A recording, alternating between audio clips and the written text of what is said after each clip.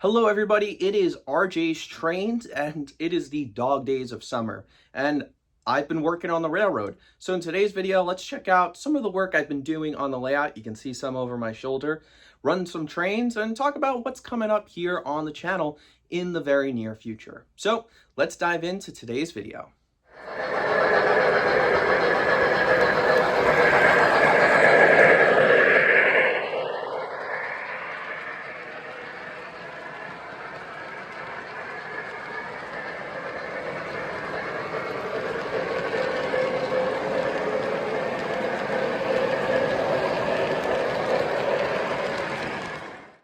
Make sure to use code RJTRAINS at trains.com for $10 off any order $50 or more.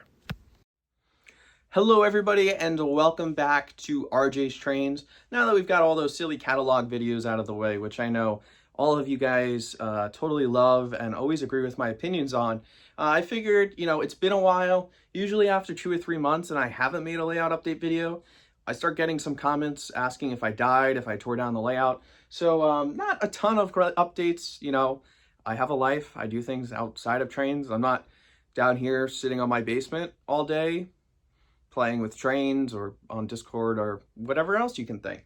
So yeah, we've got some small updates, some huge changes, I think, that make the layout look a whole lot better. So I'm really excited to dive into that today, as well as running some trains.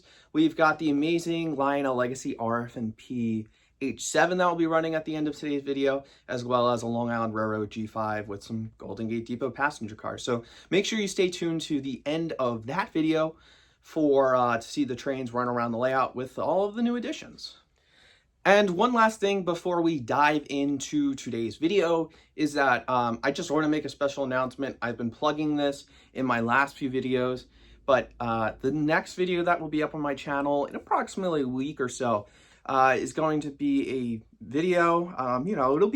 It'll look like a standard video where I'm doing a product review, but I'm going to have a huge announcement in that video, and I'm really excited to share that with you guys. So it's going to be an awesome video. And it's going to be an awesome announcement. So make sure when that video comes out, which will be the next one after this, you guys tune into that one because I think it'll be something really special. So without any further ado, let's actually turn around the camera and look at the trains instead of my face. So I think for the last 3 or 4 layout updates, I've kept saying that I've wanted to do the back corner of this layout because it was the most pain in the neck part to work on. And well, I finally did it. So I had to start way in the back. Let me remove the water tower for a better view. And started with this back corner. So now the road is completed all the way to the backdrop. And we've got this little park here with a cannon war car, the American flag, a little statue, and a cannon, as well as a fence so people don't fall off. Now I haven't decided if this is going to stay here or I'm going to put like a billboard here or something, but in the moment it looks pretty good. I've also got the track ballasted all the way up until the bridge, a little bit of grass done here, and definitely need to figure out what I'm doing back here in terms of like the back space behind the buildings, but that'll be the next thing done on the layout. So originally for this portion of the layout, I had a hill sloping down from the top level to the bottom level, as well as a ramp so cars would be able to access like the facility, the transfer warehouse. And I didn't like the way it looked. It would have been a pain in the neck to do. So I made these retaining walls out of poster board and balsa wood and painted them gray and weathered them. So I've got one there, as well as one here connecting back to the tunnel. And these look pretty good. They're kind of out of the way, so you can't really see it. I mean, I'm really leaning over the layout in order to get this shot. So just to give you a feel, you can't really see these looking at the layout, but it's there, it had to get done. And then scenery work. So I figured this would be an industrial area. So I just went with the ballast as a real life rail to truck facility. I haven't gotten people back there or cars, but we've got the Scenic Express ballast. We've got it ballasted. I stopped where I did because I still need to get on top of the table to do layout work. So that felt like a natural stopping point right in line with the tunnel. But yeah, we've got the MTH transfer warehouse. I'm going to change the logo on the side of that. The Menards billboard is just there for, you know, temporary right now. I've got a weathered up MTH mobile home trailer, as well as a little shanty, you know, as a little, you know, yard headquarters, I would say. And it looks good. You know, I'm going to add a couple more things back there to make it look more industrial. But yeah, I'm really happy that this back corner is finally. Now, in order to do the back corner, I also need to finish the bridge decking. So these are flexible girders that can be found at Scenic Express.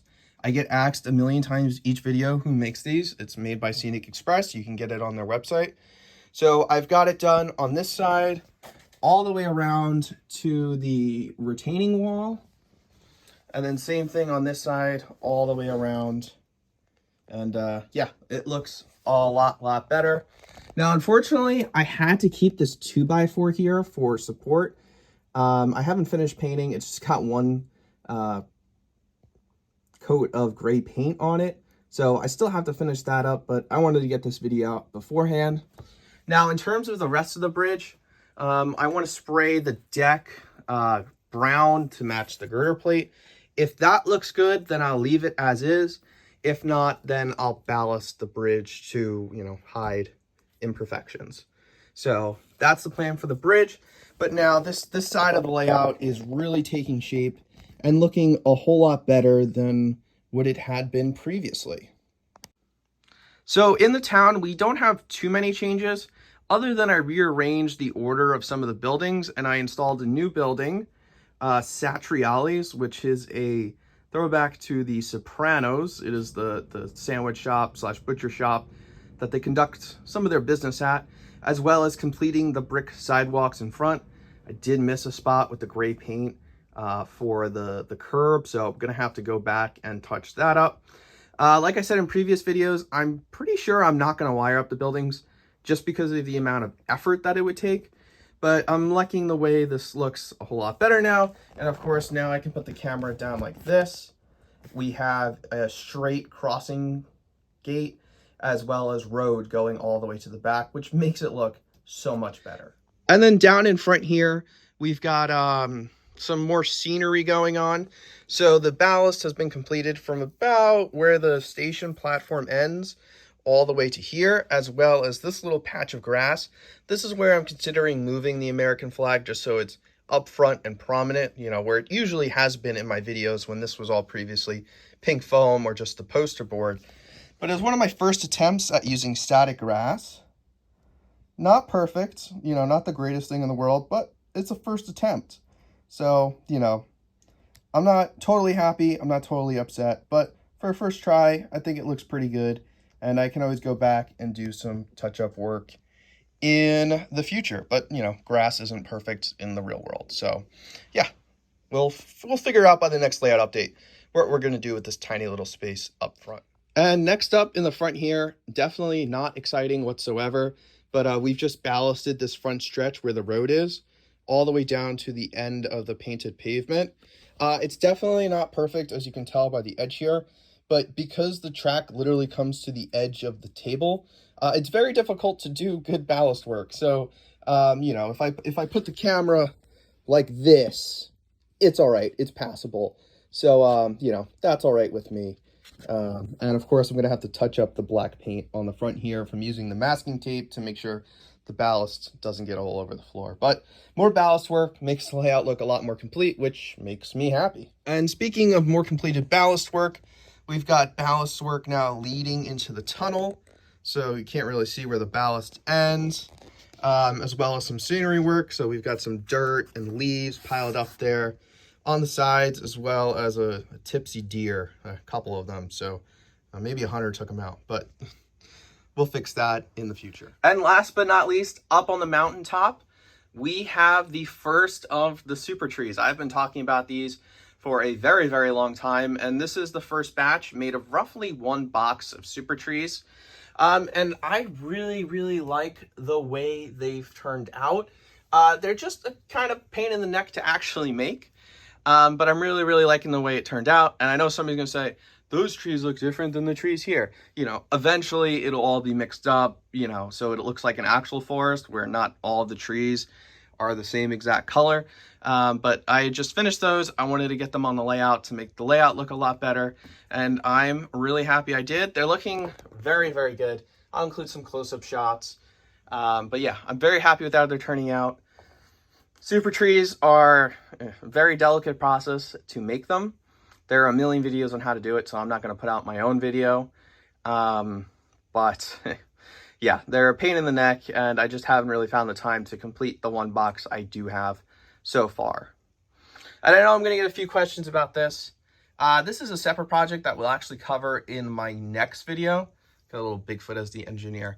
This isn't permanent. I just have it here for nostalgia's sake, for those of us who grew up with Thomas the Tank Engine as part of our childhood.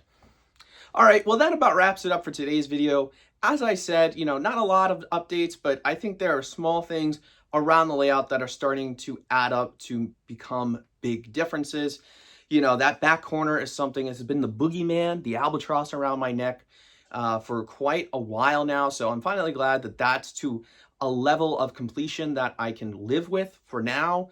Getting started on the super trees. Hopefully I'll finish the box that I have by the end of the summer and getting the mountain looking a little bit more like a forested mountain.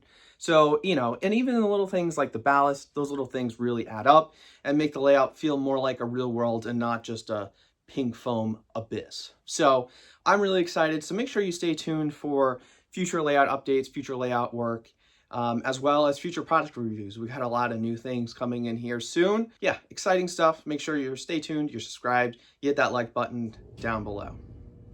So without any further ado, let's let the trains do the talking. As I mentioned earlier, we've got the RF&P Legacy H7 pulling an awesome looking freight train on the top level. And on the bottom level, we're gonna have a Long Island Railroad commuter train. Just two beautiful trains running around in this video, two steam locomotives. So I really hope you guys enjoy. Leave that thumbs up, hit the subscribe button, and comment down below what else should I do on my layout that I haven't really thought about yet.